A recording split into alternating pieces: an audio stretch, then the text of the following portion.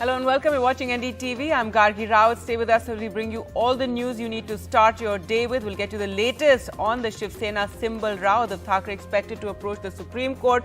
Also, the preliminary report on the Morbi bridge collapse. That's coming up. Let's take a look at the headlines we're tracking at this hour. Uddhav Thackeray faction to approach the Supreme Court against the Election Commission's decision to give the election symbol of the Shiv Sena to the Eknath Shinde faction. Hits out at Amit Shah says Mogambo खुश हुआ.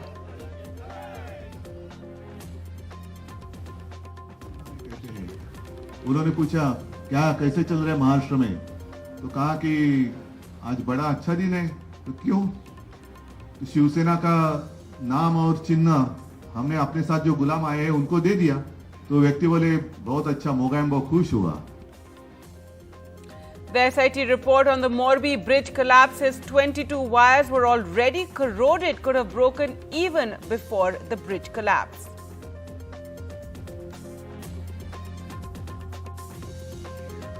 A day after Bihar Chief Minister Nitish Kumar spoke on the need for the Congress to bring opposition together, the party replies it knows its role very well and argued that opposition unity would not be possible without it.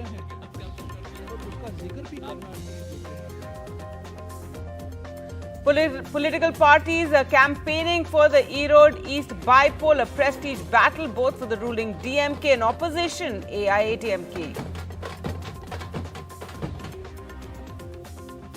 And maximum daytime temperature on the rise across North India, including Shimla, with areas in the national capital region recording a high of nearly 30 degrees in the day.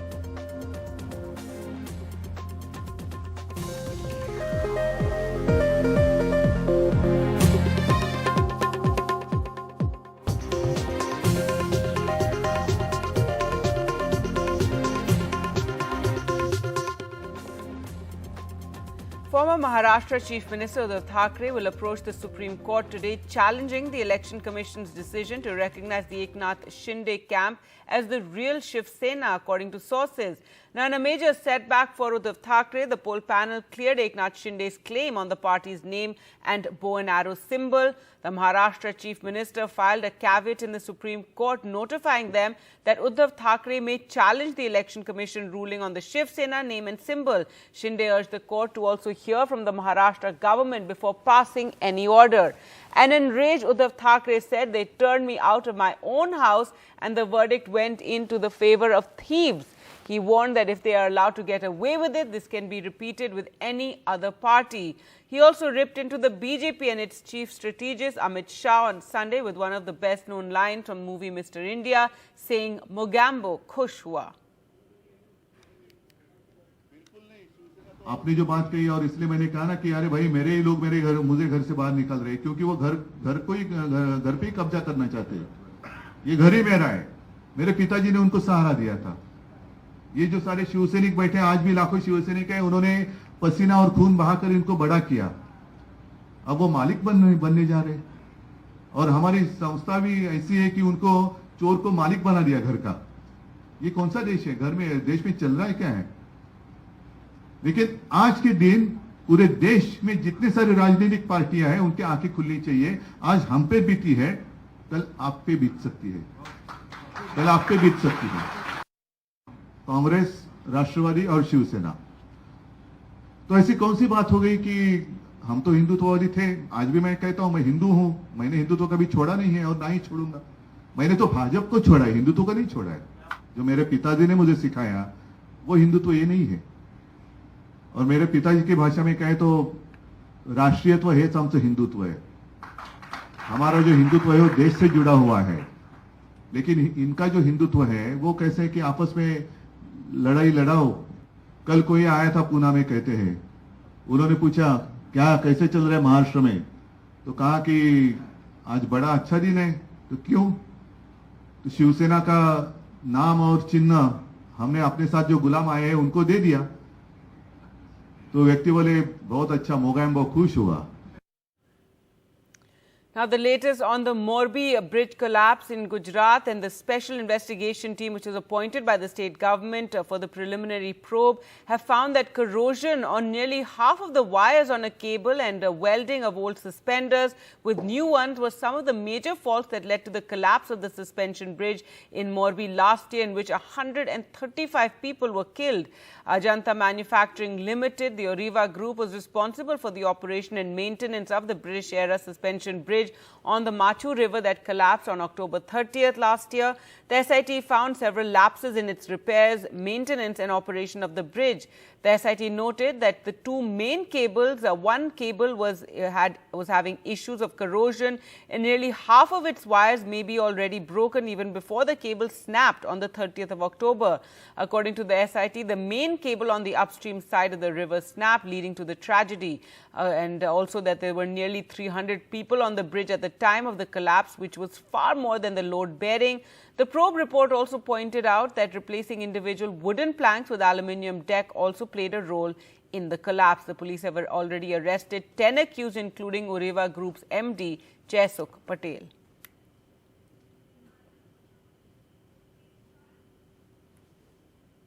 Election news now. As the final countdown for the February 27th Assembly polls in Meghalaya begins, campaigns are expected to gather momentum. In Meghalaya, where hung assemblies have been a trend in the Assembly polls, and the regional parties are a key factor. One regional party, which turns out to be the real kingmaker in almost every Meghalaya poll, is the United Democratic Party, or the UDP, which was a part of the Conrad Sangma-led government.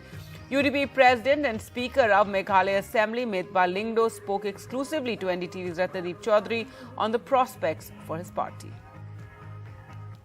When we talk about UDP, every elections we have seen that your party actually emerges like the kingmaker. This time in these elections, you are contesting far more seats than you have done in previous elections. How do you see the prospects of your party in this elections? Well, as far as this election is concerned, we are well prepared from the party, and we are very much convinced this time to see the response of the people of the state, responding very well to the approach of our party. In the past, I will not say much about what the party has done, but what I could see, because I just took over the party in 2019. And I could see that this time we are well connected with the people at the grassroots level. Well, you see, when you look at the expectation of the people from one election to another election, there are a lot of promises that have been, given by different political parties, that when we come to power, these things will be done, these things will be done, and so on. But I will not say anything on that part, but what I could see when we are trying to read the mind of the people, that people till today, they're not happy with what is going on right now. The first step for us to ensure that those concerns which are related to the regionalism is being addressed by us.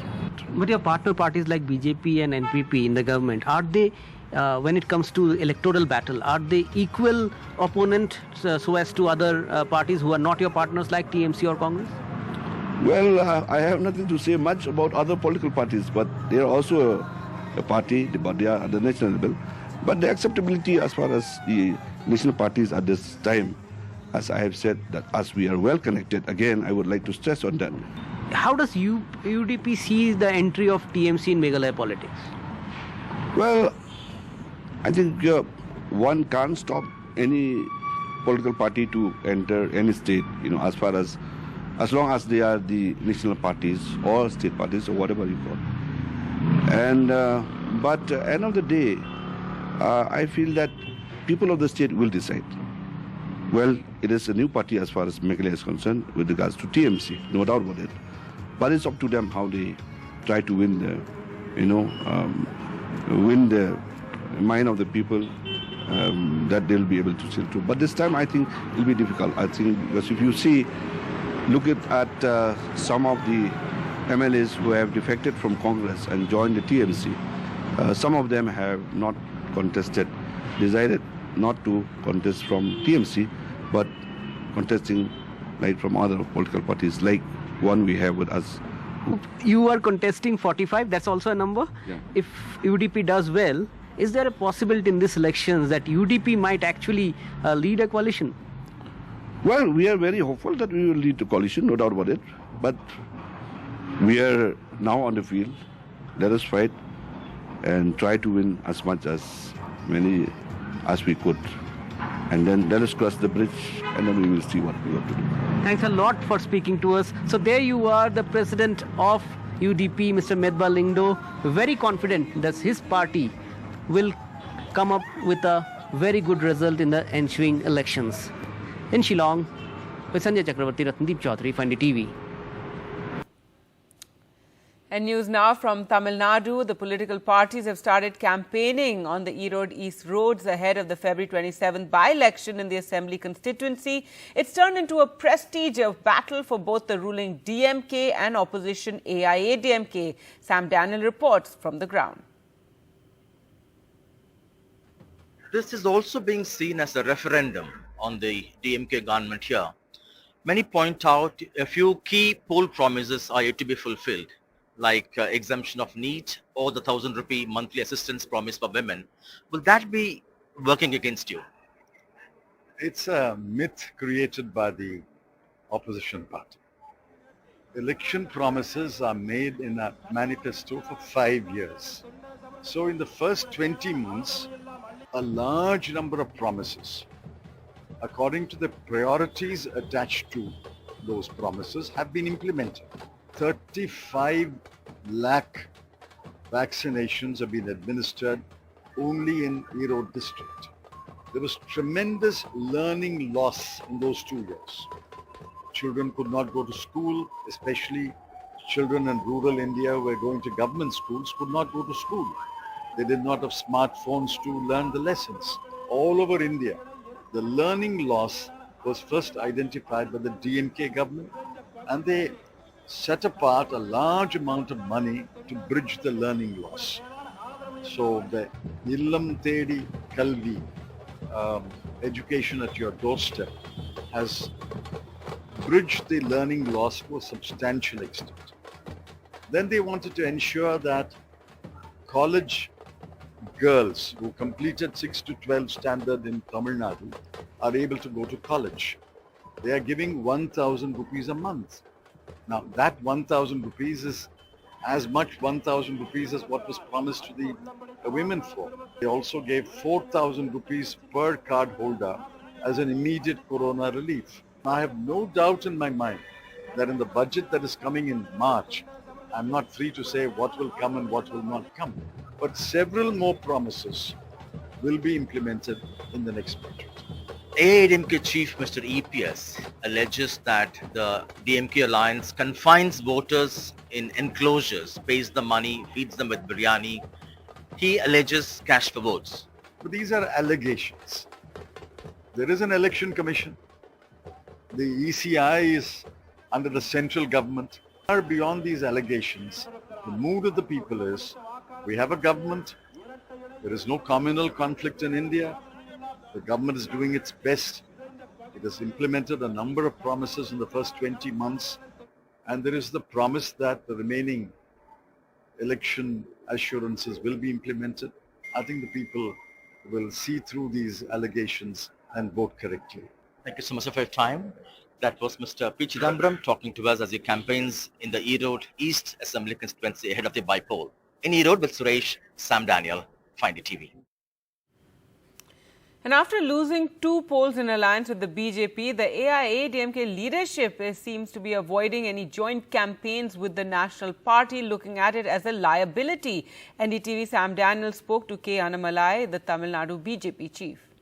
It's a bypoll that's being seen as a referendum for the ruling DMK's 19-month-long rule.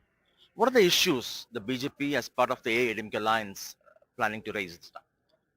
There are many issues, sir. As you rightly said, in a way it is a referendum because after 22 months of a government in power, it's time for people to decide how do they perceive this government in action to be. People's anger is very, very high, no doubt about that. 22 months, especially their poll manifesto, out of 517 promises they've kept, I don't think they have fulfilled even 50 out of it properly. And the failure of law and order, many other reasons, especially women folks are very angry. 1,000 rupees they have promised they will give a ration card every month. They have promised 100 rupees subsidy for each cylinder every month. So 22 months now. It is not 1 month, 2 months or 6 months. So Initially, the AIMK didn't have pictures of the BJP leaders. There is some kind of a trust deficit, what many see. Are you sensing that? I don't think so, sir. There's no question of trust deficit, and normally You see the BJP perhaps as a liability. I don't think anybody sees BJP as a liability, and BJP brings some unique things to the table. Likewise, AIMK brings some unique things to the table. BJP brings a lot of freshness to the table. If you go and see the fresh voters now, 18 to 35, and many of the voters are towards the BJP side without any doubt in Tamil Nadu. So of course we bring, and yes, unlike other parties who have got a 5-time, 7-time MLA in each constituency, we don't have that. So we are fast building up our ground presence. And that doesn't mean that ADMK has got a trust deficit BJP, or BJP has got a trust deficit with ADMK. While you say there's no trust deficit between the AIMK and the BJP, there's no united joint campaign by you and Mr. EPS together, the top leaders. No, it's not about united campaign. It is all, we give our time whenever it is comfortable, convenient, wherever they want us. For example, today and tomorrow for 2 full days I am here in Erode, and likewise different leaders come at different points of time. So in a bypoll, it is not necessary that all of you have to be on stage at the same point of time. It is not necessary. It is not like a Lok Sabha poll or an assembly poll which goes on for 30 days at different times. In spite of a common candidate from the AIMK, the perception again is the AIMK is a divided house because of the tussle between Mr. EPS and OPS. Does that worry the BJP? Sir, as we have said very clearly, we don't actually get into the internal affairs of a party. But in this case, in Erode East, if you remember, sir, it is more like a consensus candidate who's standing in ADMK symbol. And it is our responsibility to put our firepower behind that candidate to make sure he wins that election. There is an interim general secretary, whether this, whether that, whether it should be a coordinator, deputy coordinator, that is for the parties to decide. Thank you so much, Mr. Annamalai, for your time. Always joy speaking to you. That was Mr. K. Annamalai, the BJP president, talking to us amid the Erode East bypoll. In Erode with Suresh, Sam Daniel, Find It TV. In other news, unidentified attackers arrived at the All India Majlis at the AIMIM chief Asaduddin Owaisi's residence in the national capital and allegedly threw stones at it, damaging windows on Sunday evening, according to the police. Following this incident, Owaisi approached the police and lodged a complaint. The AIMIM chief also said that this is the 4th such attack at his residence.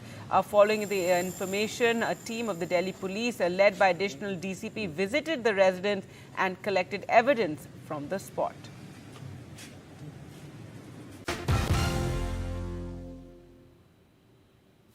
The CBI on Sunday, after hours of suspense, accepted Delhi Deputy Chief Minister Manish Sisodia's request to defer his questioning in the case linked to alleged corruption in the scrap liquor sales policy. Fresh summons are going to be issued soon, according to the officials.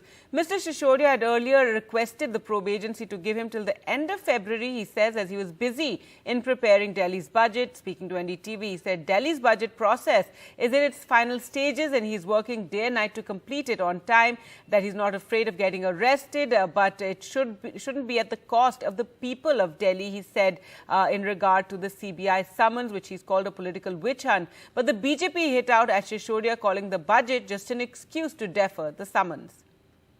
CBI की ये सारी कार्रवाई BJP के कहने पे होती है और बीजेपी के इशारे पे मुझे किसी न किसी तरीके से गिरफ्तार करने की ही सारी तैयारी, सारी साजिशें, सारे झूठ बीजेपी बोल रही है, इसीलिए बोल रही है। अब आप इनके देखिए कि फ्राइडे को सुप्रीम कोर्ट का ऑर्डर आता है कि एमसीडी में आम आदमी पार्टी का मेयर कैसे बनेगा। भारतीय जनता पार्टी बुरी तरह से हारती है, अपनी सारी साजिशों में हारती है। शुक्रवार शाम को बीजेपी हारती है सुप्रीम कोर्ट में, सैटरडे शाम को मेरे को नोटिस देती है कि संडे सुबह हाजिर हो जाओ। बीजेपी का ही नोटिस है ना ये। तो उसके बाद में मुझे पूरी तरह से ये था कि अब ये पूरे बदला लेने के लिए मुझे गिरफ्तार करेंगे ही करेंगे। अच्छा। अब अगर इनको मुझे गिरफ्तारी करना है, बीजेपी को अगर बदला लेने के लिए गिरफ्तार करना है तो कर ले मुझे, लेकिन दिल्ली के लोगों की कीमत पे नहीं, दिल्ली के लोगों का बजट रोक के नहीं, दिल्ली के लोगों के बजट की प्रोसेस रोक के नहीं, क्योंकि अगर दिल्ली के लोगों का बजट प्रोसेस डिरेल होता है तो अगले 1 साल का पूरा कार्यक्रम गड़बड़ा जाएगा। अब लास्ट मोमेंट है बजट तैयार करने का, सारी तैयारी हो चुकी है, फाइनल स्टेज पे है।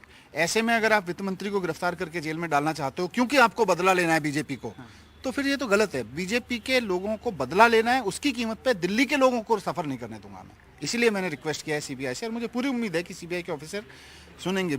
शराब घोटाले को छुपाना है, इसलिए इन्वेस्टिगेशन को इन्फ्लुएंस करवाना है और रोड़ा अटकाना है।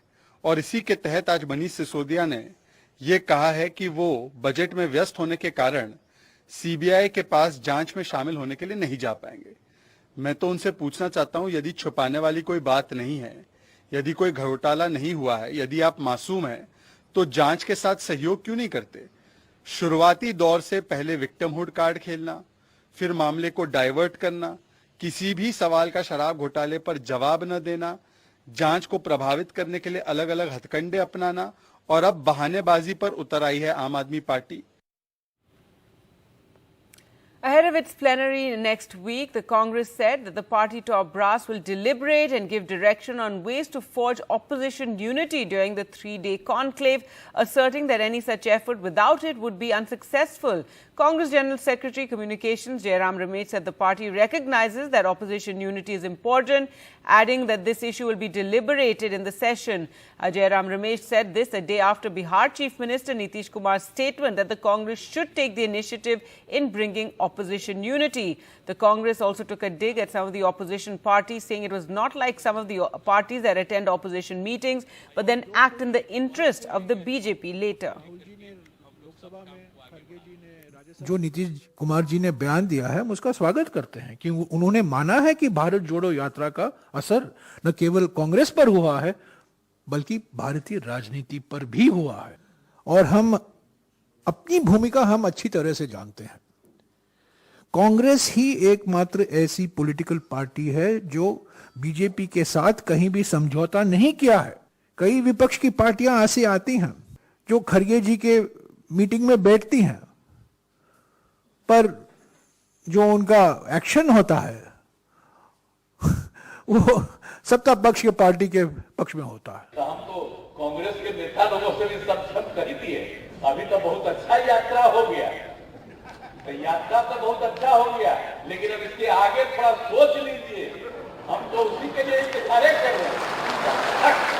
जब तक हम तो जाके दोनों को कही दिए हैं कि जल्दी से जल्दी फैसला करिए और हम लोग को बुला करके बात कर लीजिए कि कहां कहां और किनके किनके साथ एकजुट होकर के अगला चुनाव लड़ना है।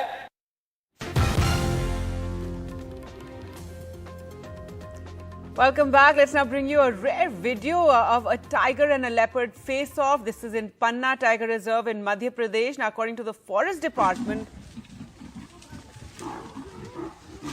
the leopard in the video had climbed a tree where the tigress was sitting, and she kept a watch. After a while, the leopard tried jumping off, but the tigress surrounded the leopard, and you can see the two big cats face off.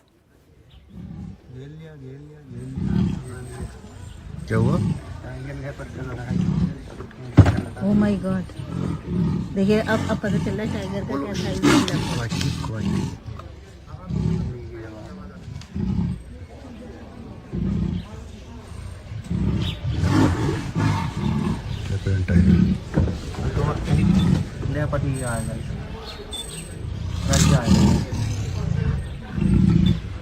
After a while, the tigress leaves the leopard alone. According to the Forest Department, she had cubs, which is why she was being overly cautious and protective.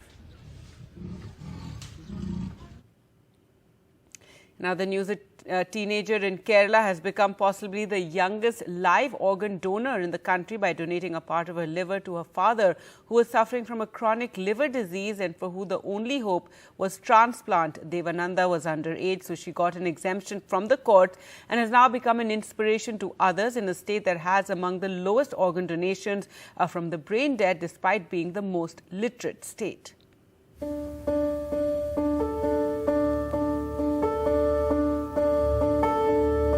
A kiss of life for daddy.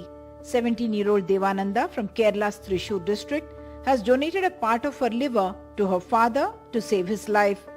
This just weeks ahead of sitting for her 12th class board exams in March. Liver ഡോണേഴ്സിനെ അന്വേഷിച്ച് ഒരുപാട് കുടുംബങ്ങൾ കഷ്ടപ്പെടുന്നുണ്ടാവും. അപ്പോൾ അവർക്കൊരു ഡോണേഴ്സിനെ കിട്ടാതിരിക്കുമ്പോൾ ഈ മസ്തിഷ്ക മരണം സംഭവിച്ച ആൾക്കാർക്ക് ഇത് കൊടുക്കാവുന്നതാണ്. പക്ഷെ നമ്മുടെ നാട്ടിലത് പ്രോത്സാഹിപ്പിക്കാത്ത കാരണം അത് നടക്കുന്നില്ല. അതുകൊണ്ട് തന്നെ പല ജീവനുകളും നഷ്ടപ്പെടുന്നുണ്ട്. അപ്പോൾ എൻ്റെ അച്ഛൻ്റെ ജീവൻ രക്ഷിക്കാൻ എനിക്ക് പറ്റി. A week after the surgery, Devananda has recovered well. The teenager had to go to court to get permission to donate, as the 1994 Human Organ Transplant Act does not allow minors to donate. Doctors say they expect liver donors like Devananda to cope well. ഇതാണ് ദേവനന്ദ ഇന്ന് discharge ആവുകയാണ്. Post off day 9. വേറെ മേജറായിട്ടുള്ള കുഴപ്പങ്ങളൊന്നും ഇതുവരെ ഇല്ല. പ്രതീക്ഷം recover ചെയ്തുകൊണ്ടിരിക്കുകയാണ്. Unfortunately ഇത് നമുക്ക് ഇതേപോലെയുള്ളൊരു ദുർഘട ഘട്ടത്തിൽ കൂടെ പോകേണ്ട ആവശ്യം വേണ്ടി വന്നത് ഈ മസ്തിഷ്ക മരണം സംഭവിച്ചിട്ട് അതിനുശേഷമുള്ള അവയവദാനം കേരളത്തിൽ കഴിഞ്ഞ കുറച്ച് വർഷങ്ങളായിട്ട് വളരെ വളരെ കുറവാണ്. ആ ഒരു കാരണം കൊണ്ടാണ് ദേവനന്ദയെ പോലെയുള്ള 17 വയസ്സുള്ള ഒരാൾക്ക് ഇത് കൊടുക്കേണ്ടി വന്നത്, സ്വന്തം അച്ഛൻ്റെ ജീവൻ രക്ഷിക്കാൻ വേണ്ടിയിട്ട്. The Kerala High Court as well as the hospital authorities lauded Devananda for becoming an inspiration to others. With SP Babu in Thiruvananthapuram, Uma Sudhir, NDTV. Abandoned by families, ignored by society, a transgender trio have discovered a new way to start their lives afresh. Shrija reports from Udupi. In Udupi district, about 400 kilometers from west of capital Bengaluru. At the city bus stand, this location that is rather a sleepy town in the midnight is bustling with students, auto drivers, bus and taxi drivers digging into some lip-smacking food cooked by these transgenders. Purvi, Vaishnavi and Chandana, who used to beg on the streets of Udupi, run the night canteen called Purvi Canteen, catering to midnight snackers that is open between 1 a.m. and 6 a.m. Crackdown from the local police forced these transgenders to set up the midnight canteen. ಏನು problem ಆಗ್ತಾ ಇದೆ, ಅದಕ್ಕೋಸ್ಕರ ನಾವು ಈ ತರ ಹೊಟ್ಟೆಪಾಡು ಮಾಡಬೇಕು ಅಂತ ನಮ್ಗೆ ಇಷ್ಟ ಆಗ್ಬಿಟ್ಟು ನಾವು ಈ ಹೊಟ್ಟೆಪಾಡಿಗೋಸ್ಕರ ನಾವು ಈ ತರ ಸ್ವಯಂ ಉದ್ಯೋಗ ಅಂತ ಮಾಡಬೇಕು ಅಂತ ನಾವು ಮಾಡ್ತಾ ಇದ್ದೀವಿ. ನಮ್ಮನ್ನು ಸಹಕರಿಸಿ ಪ್ಲೀಸ್. ನಾವು ಈ ತರ ನಮಗೆ ಯಾವುದೇ ತರದದ್ದು ನನಗೆ ಪ್ರಾಬ್ಲಮ್ ಏನು ಬೇಡ, ನಮಗೆ ದುಡಿಮೆ ಮಾಡ್ಕೊಂಡು ಜೀವನ ಮಾಡಕ್ ಬಿಡಿ. The brainchild behind the canteen is Karnataka's first MBA degree holding transgender, Samiksha Kundar, who helped the three set up the canteen. The transgenders prepare the food at Samiksha's house and reach the city bus stand to carry out the business. From begging on the streets to sex work, these transgenders have abandoned all illegal means to survive, with midnight snackers enjoying refreshments at their transsexual canteen. In Udupi, Shrija for NDTV. Some international news now. Brazilian authorities said that at least 19 people died in several cities in Sao Paulo state amidst floods and landslides, and this number could still rise. The cities of São Sebastião and Bertioga, two of the hardest hit, cancelled their carnival festivities as rescue teams struggle to find missing, injured and feared dead in the rubble. Sao Paulo state government said in a statement that precipitation in the region had surpassed 600 millimeters in just one day, one of the highest amounts ever in Brazil in such a short period.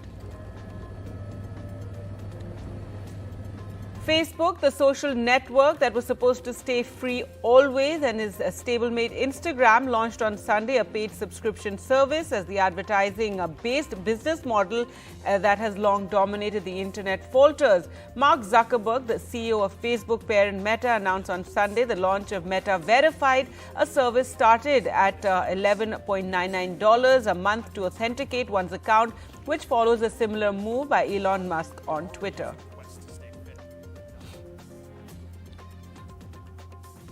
And finally, Congress MP Rahul Gandhi was seen riding a snowmobile with his sister Priyanka Gandhi Vadra in Jammu and Kashmir's Gulmarg, where he's holidaying. A video shared on Twitter shows the siblings riding through fresh snow in the popular tourist destination, surrounded by skiers and other snowmobiles. The video on the snowmobile was shared the same day as Rahul Gandhi chaired a meeting of party leaders of Kashmir and slammed the BJP for the ongoing eviction drive in Jammu and Kashmir.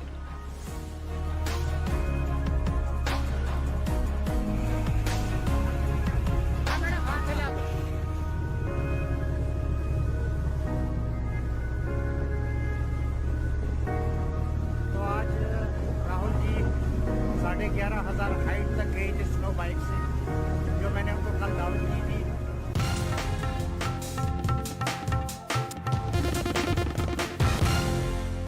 Now, in a shocking case from Karnataka's Hassan district, a 20-year-old stabbed multiple times and brutally murdered an e-car delivery boy after he was unable to pay for an iPhone that he had ordered.